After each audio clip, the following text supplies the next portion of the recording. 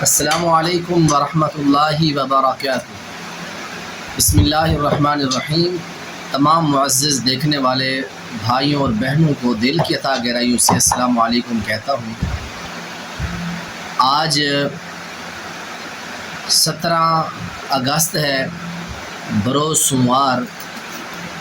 آج کی ڈیٹ کے اندر چونیا چھانگا مانگا سے، بہاول نگر ٹوبہ سے، کراچی سے یہ 4 سوال میرے پاس آئے ہیں، اور ایک سوال جو ہے وہ انڈیا سے کہ بغیر ولی کے نکاح، اس کے لیے میں علیحدہ ویڈیو بناؤں گا۔ یہ جو 4 لوگ آئے ہیں چونیا سے، بہاول نگر ٹوبہ سے، کراچی سے، ان لوگوں کی ایک ہی معاملہ ہے۔ ایک مجلس میں دی جانے والی ایک وقت میں 3 طلاقیں جو ہوتی ہیں وہ 1 ہوتی ہے یا 3 ہوتی ہیں۔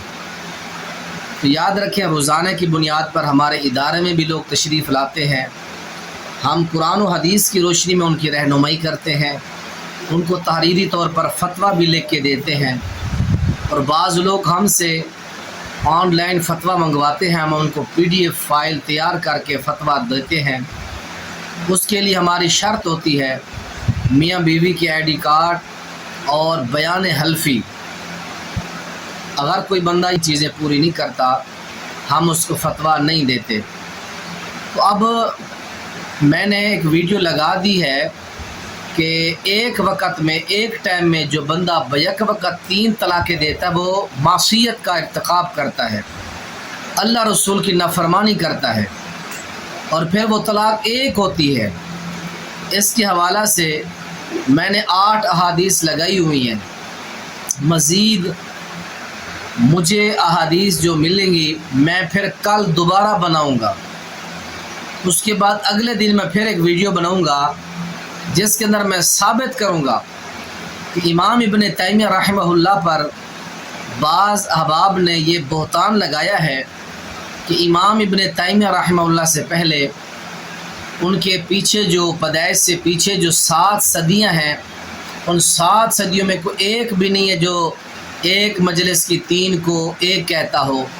تو میں یہ ثابت کروں گا کہ جتنی صدیاں گزری ہیں، ہر صدی کے اندر ایسے لوگ رہے ہیں جو 3 طلاقوں کو 1 کہتے تھے۔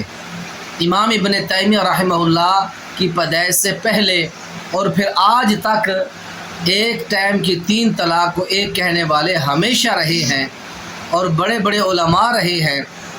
میں یہ ثابت کروں گا، اور یہ مختصر یہ ہے کہ ایک ٹائم میں دی جانے والی 3 طلاقیں وہ 1 طلاق ہوتی ہے۔ آپ ہمارے اس چینل کے اوپر 8 احادیث لگی ہیں اس بات کو ثابت کرنے کے لیے، آپ وہ ملاحظہ کر سکتے ہیں۔ اور انشاءاللہ بغیر ولی کے جو نکاح ہے انڈیا سے ہمارے بھائی پوچھتے ہیں، اس کے اوپر میں علیحدہ تفصیل سے ویڈیو بناؤں گا۔ اور بھائی ہمارے جو نیچے کومنٹس کرتے ہیں وہ دلیل سے ضرور کومنٹس کیا کریں، جذبات کا اظہار نہ کیا کریں یا غصے کا اظہار نہ کیا کریں۔ السلام علیکم ورحمۃ اللہ وبرکاتہ۔